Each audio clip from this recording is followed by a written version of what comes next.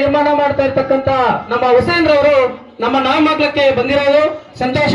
ಈ ಒಂದು ಕಾರ್ಯಕ್ರಮದ ಕುರಿತು ಹುಸೇನ್ ರವರು ಮಾತಾಡಬೇಕಾಗಿ ಕನ್ನಡ ರಾಷ್ಟ್ರ ವೇದಿಕೆಯ ಅಧ್ಯಕ್ಷರು ಇವರು ಮಾತಾಡಬೇಕಾಗಿ ಕೋರ್ತಾ ಇದ್ದೀವಿ.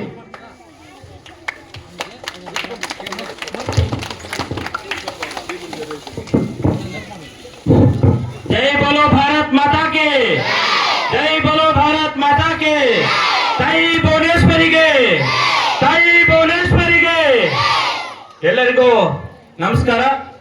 ಮೊದಲಾಗಿ ವೇದಿಕೆ ಮೇಲೆ ಆಸೀನರಾಗಿರುವಂತಹ ನಿಮ್ಮೆಲ್ಲರ ನೆಚ್ಚಿನ ನಾಯಕರು, ಮಾರ್ಗದರ್ಶಕರಾಗಿರುವಂತಹ ಸಿ.ವಿ. ಗೋಪಾಲಣ್ಣನವರೇ, ಅದೇ ರೀತಿ ಈ ಭಾಗದ ನಮ್ಮ ನಾಗಮಂಗಲ ಶಂಕರಣ್ಣನವರೇ, ನಮ್ಮ ಅಧಿಕಾರಿಗಳಾಗಿರುವಂತಹ ಸೋಮೇಶ್ ಸರ್ ಅವರೇ, ಮತ್ತೆ ಪಂಚಾಯಿತಿ ಅಭಿವೃದ್ಧಿ ಅಧಿಕಾರಿಗಳೇ, ಮತ್ತೆ ಈ ಭಾಗದ ಎಲ್ಲ ಒಂದು ಗ್ರಾಮ ಪಂಚಾಯಿತಿ ಸದಸ್ಯರು ಹಾಗೂ ಈ ಭಾಗದ ಎಲ್ಲ CRP ಎಲ್ಲ ಮೇಸ್ಟ್ರು ಮತ್ತು ಮೇಡಮ್ಗಳು ಎಲ್ಲರೂ ಕೂಡ, ಅದೇ ರೀತಿ ಈ ಒಂದು ಶಾಲೆಯ ಎಲ್ಲ ಸಿಬ್ಬಂದಿ ವರ್ಗದವರು ಮತ್ತೆ ಶಿಕ್ಷಣ ಮುದ್ದಿನ ಒಂದು ಮಕ್ಕಳೇ, ಇವತ್ತು ಪ್ರತಿಭಾ ಕಾರಂಜಿ ಅಂದ್ರೆ ಮಕ್ಕಳಲ್ಲಿ ಪ್ರತಿಭೆ ಪ್ರತಿಯೊಂದು ಮಗುವಲ್ಲೂ ಕೂಡ ಇರುತ್ತೆ.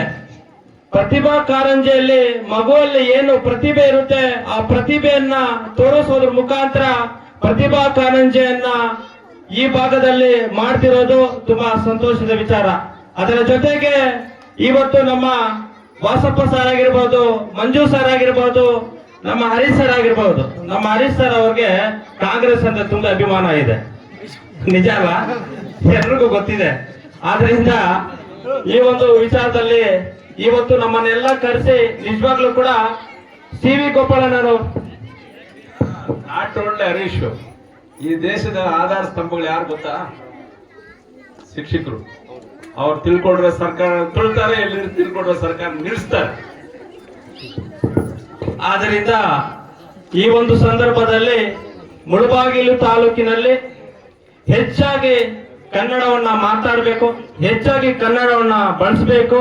ಯಾಕೆಂದ್ರೆ ಮೂಡಲಬಾಗಿಲು ನಮ್ಮ ದೇವರ ನಾಡು ಮುಳಬಾಗಿಲಾಗಿರೋದ್ರಿಂದ, ಗಡಿಪಾಗಿರೋದ್ರಿಂದ ಹೆಚ್ಚಿನ ರೀತಿಯಲ್ಲಿ ಕನ್ನಡಕ್ಕೆ ಕರ್ನಾಟಕ ರಕ್ಷಣಾ ವೇದಿಕೆ ಸದಾ ಬೆಂಬಲವನ್ನ ಕೊಡುತ್ತಿದೆ. ನಾನು ಸಿ.ವಿ. ಗೋಪಾಲಣ್ಣ ನಮ್ಮ ಮನೆ ಮುಂದ್ಗಡೆ ಸಿಕ್ಕಿದ್ರು, ಅಣ್ಣ ಧ್ವಜಸ್ತಂಭ ಹಣವನ್ನ ಮಾಡ್ತಾ ಇದೀವಿ, ಮುಂದೆ ಒಂದಿನ ಉದ್ಘಾಟನೆಗೆ ತಾವು ಬರಬೇಕು ಅಂತ. ಅವ್ರೊಂದು ಮಾತು ಹೇಳಿದ್ರು, ನೋಡೊಂದು ಮಾತು ಹೇಳ್ತೀನಿ ಕೇಳು ಅಂದ್ರು. ಮೊದಲ ಆದ್ಯತೆ ಮುಳಬಾಗಿಲು ತಾಲೂಕಿನಲ್ಲಿ ಕನ್ನಡವನ್ನ ಯಾರು ಕೊಡ್ತಾರೋ ಬಿಡ್ತಾರೋ ಗೊತ್ತಿಲ್ಲ, ಕನ್ನಡಕ್ಕಾಗಿ ನೀನು ಎಷ್ಟೊತ್ತಾದ್ರೂ ರಾತ್ರಿನ ಕಡೆ ಹಗಲನ್ನ ಕಡೆ ಬೆನ್ನೆಲುಬಾಗಿ ನಿಮ್ಮ ಜೊತೆ ನಿಂತ್ಕೊಂತೀನಿ ಅಂತ ಹೇಳಿದ್ರು. ನಿಜವಾಗ್ಲೂ ಕೂಡ ಖುಷಿ ಆಗುತ್ತೆ ಇಂತಹ ಒಂದು ಹಿರಿಯರ ಮಾರ್ಗದರ್ಶನದಲ್ಲಿ. ಅದರ ಜೊತೆಗೆ ಮಕ್ಕಳಿಗೆ ಕನ್ನಡವನ್ನು ಕಲಿಸೋದ್ರ ಮುಖಾಂತರ ಕನ್ನಡ ಶಾಲೆಗೆ ಸರಿಯಾದ ಸಮಯಕ್ಕೆ ಬರಬೇಕು, ಸರಿಯಾದ ಸಮಯಕ್ಕೆ ಪ್ರೇರಣೆ ಮಾಡಬೇಕು ಅನ್ನೋ ಭಾವನೆ ನಮ್ಮ ಶಿಕ್ಷಕರಲ್ಲಿ ಇರೋದ್ರಿಂದ ಅವ್ರಿಗೆಲ್ಲರಿಗೂ ಕೂಡ ನನ್ನ ಕರ್ನಾಟಕ ರಕ್ಷಣಾ ವೇದಿಕೆಯಿಂದ ಅಭಿನಂದನೆಗಳು ಹೇಳ್ತೀನಿ. ನಿಜವಾಗ್ಲೂ ಕೂಡ ಹುಟ್ಟು ಉಚಿತ, ಸಾವು ಖಚಿತ. ಮನುಷ್ಯ ಹುಟ್ಟಿದ ಮೇಲೆ ಏನೋ ಒಂದು ಮನುಷ್ಯ ಮತ್ತೊಬ್ಬ ಮನುಷ್ಯಗೆ ಕೊಡುಗೆ ಕೊಡಬೇಕು, ನಮ್ಮ ಸಮಾಜಕ್ಕೆ ಕೊಡುಗೆ ಕೊಡಬೇಕಾಗುತ್ತದೆ. ಆದ್ರಿಂದ ಇವತ್ತು ಒರ್ಜಿನಾಗಿನಲ್ಲಿ ನಾಗಮಂಗಲ ಈ ಒಂದು ಭಾಗದಲ್ಲಿ ಪ್ರತಿಭಾ ಕಾರಂಜಿಯನ್ನ ಅಳವಡಿಸಿ ನಮ್ಮನ್ನೆಲ್ಲರನ್ನು ಕರೆಸಿ ನೋಡಿ, ವೇದಿಕೆ ಮೇಲೆ ಎಲ್ಲ ಯುವಕರು, ನಮ್ಮ ಬಾಲು ಇವರೆಲ್ಲರೂ ಕೂಡ ಗ್ರಾಮ ಪಂಚಾಯತಿ ಸದಸ್ಯರು ಎಲ್ಲರೂ ಕೂಡ ಆಸೀನರಾಗಿದ್ದಾರೆ. ನಿಜವಾಗ್ಲೂ ಕೂಡ ಖುಷಿ ಆಗುತ್ತೆ. ಇಂತಹ ಒಂದು ಕಾರ್ಯಕ್ರಮಗಳಲ್ಲಿ, ಇಂತಹ ಒಂದು ಸಂದರ್ಭದಲ್ಲಿ ನಾವೊಂದು ಮಾತನ್ನ ಹೇಳಕ್ ಇಷ್ಟಪಡ್ತೀನಿ. ಇವತ್ತಿನ ವಿದ್ಯಾರ್ಥಿಗಳೇ ನಾಳಿನ ಪ್ರಜೆಗಳು. ನಿಜವಾಗ್ಲೂ ಕೂಡ ಅವಾಗಲೇ ನಮ್ಮ ಗೋಪಾಲಣ್ಣ ಹೇಳ್ತಿದ್ರು, ಖಾಸಗಿ ಶಾಲೆಗಳಲ್ಲಿ ಎಷ್ಟೇ ಓದಿದ್ರು ಕೂಡ ಬಟ್ 100ಕ್ಕೆ 90 ಭಾಗ ಕನ್ನಡ ಶಾಲೆಯಲ್ಲಿ ಓದಂತ ವಿದ್ಯಾರ್ಥಿಗಳೇ ಡಾಕ್ಟ್ರು, ಇಂಜಿನಿಯರು, SP, DC ಎಲ್ಲರೂ ಕೂಡ ಆಗಿರೋದು. ನಮ್ಮ ತಾಲೂಕಿನ ದಂಡಾಧಿಕಾರಿ ಗೀತಾ ಮೇಡಮ್ ಅವರು ಸರ್ಕಾರಿ ಶಾಲೆಯಲ್ಲಿ ಓದೋರು. ಆದ್ರಿಂದ ಹೆಚ್ಚಿನ ರೀತಿಯಲ್ಲಿ ನಮ್ಮ ಕನ್ನಡ ಶಾಲೆಗಳನ್ನ ಉಳಿಸ್ಕೊಳ್ಳೋಣ, ಬೆಳೆಸ್ಕೊಳ್ಳೋಣ ಅಂತ ಹೇಳ್ತಾ, ಯಾವತ್ತೂ ಕೂಡ ಕರ್ನಾಟಕ ರಕ್ಷಣಾ ವೇದಿಕೆ ಕನ್ನಡ ಶಾಲೆಯ ಪರವಾಗಿ ನಿಂತುತ್ತೆ. ನಿಮಗೇನು ಬೇಕಂದ್ರೂ ಕೂಡ ನಮ್ಮ ಸಹಕಾರ ಇರುತ್ತೆ ಅಂತ ಈ ಸಂದರ್ಭ ಹೇಳ್ತಾ, ಇವತ್ತು ವಿಶೇಷವಾಗಿ ನಾಗಮಂಗಲ ಶಾಲೆಗೆ ಕರ್ನಾಟಕ ರಕ್ಷಣಾ ವೇದಿಕೆ ವತಿಯಿಂದ ಒಂದು LED ಟಿವಿಯನ್ನ ಕೊಡ್ತೇವೆ ಅಂತ ಈ ಸಂದರ್ಭ ಹೇಳ್ತಾ, ಮಕ್ಕಳಿಗೆ ಉಪಯೋಗ ಆಗ್ಲಿ ಅಂತ ಹೇಳ್ತಾ ಈ ಸಂದರ್ಭದಲ್ಲಿ ಇವತ್ತು ನನ್ನ 2 ಮಾತನ್ನು ಮಾತಾಡ್ಲಿಕ್ಕೆ ಅವಕಾಶ ಮಾಡಿಕೊಟ್ಟ ನಮ್ಮ ಓಬಲ್ ಡಿಸಾರ್ ಹೆಸರು ಮತ್ತೆ ಎಲ್ಲರೂ ಯಾರನ್ನ ಹೆಸರು ಮಾಡ್ತಿದ್ದೆ ದಯವಿಟ್ಟು ಕ್ಷಮೆ ಇರಲಿ ಅಂತ ಹೇಳ್ತಾ ಮತ್ತೊಮ್ಮೆ ಮಗದೊಮ್ಮೆ ಎಲ್ಲರೂ ಕೂಡ ಕನ್ನಡಕ್ಕಾಗಿ ಒಂದು ಮೊದಲ ಆದ್ಯತೆ ಕೊಡೋಣ, ಕನ್ನಡನ ಉಳಿಸೋಣ. ನಮ್ಮ ಗಡಿಭಾಗ ಅವರಿಂದ ನಾವು ನಿರಂತರವಾಗಿ ಏನೋ ಒಂದು ಕಾರ್ಯಕ್ರಮಗಳು ತಾಲೂಕಿನಲ್ಲಿ ಮಾಡ್ಕೊಂಡ್ ಬರ್ತಾ ಇದೀವಿ. ರಾತ್ರಿ ಒಂದು ವಿಷಯ ಹೇಳ್ತೀನಿ, ಆ ಒಂದು ನರಸಿಂಹ ತೀರ್ಥ ನಮ್ದು ಹೊಸ ಕೋರ್ಟ್ ಹಿಂಭಾಗ ಏನು ನರಸಿಂಹ ತೀರ್ಥದಲ್ಲಿ ಕೆಲಸ ನಡೀತಾ ಇದೆ NS-75 ಅಲ್ಲಿ ರಾತ್ರಿ 11:30 ಒಂದು ಲಾರಿ ಬಿದ್ದೋಗುತ್ತೆ ಮೇಲಿಂದ ಕೆಳಗಡೆ. ಯಾಕಪ್ಪ ಅಂದ್ರೆ ಆ ಕಡೆ ಒಂದು ಮುಂಭಾಗ ಒಂದು 2 ವೀಲರ್ ಅನ್ನ ಅವನು ಬಚಾವ್ ಮಾಡಕ್ ಹೋಗಿ ಆ ಒಂದು ಲಾರಿ ಕೆಳಗಡೆ ಬೀಳುತ್ತೆ.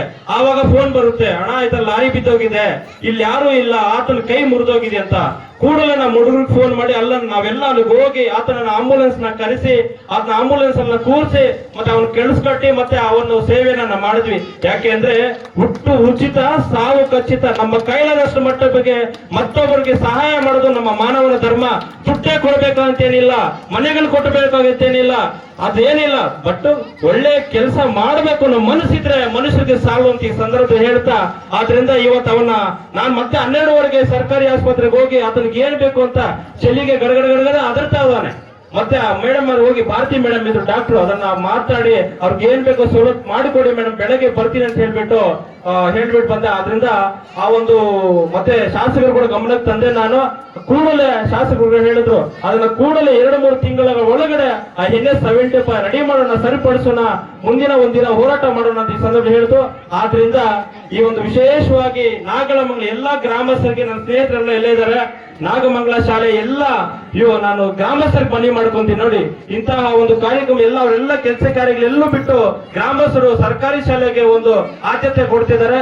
ವಿಶೇಷವಾಗಿ ನಾಗಮಂಗಲ ಗ್ರಾಮಸ್ಥರಿಗೆ, ಹಿರಿಯರಿಗೆ, ಕಿರಿಯರಿಗೆ ಎಲ್ಲರಿಗೂ ಕೂಡ ಹೃತ್ಪೂರ್ವಕ ಧನ್ಯವಾದಗಳನ್ನು ಹೇಳುತ್ತಾ, ಯಾಕೆಂದ್ರೆ ನಮ್ಮ ಗೋಪಾಲನ ಹೋಗೋದ್ರಿಂದ ನನ್ನ 2 ಮಾತನ್ನ ಮುಗಿಸ್ತಾ ಇದ್ದೀನಿ. ಜೈ ಹಿಂದ್, ಜೈ ಕರ್ಕ ಮಾತೆ, ಜೈ ಬೋಲೋ ಭಾರತ್ ಮಾತಾ ಕೇ. ನಮಸ್ಕಾರ.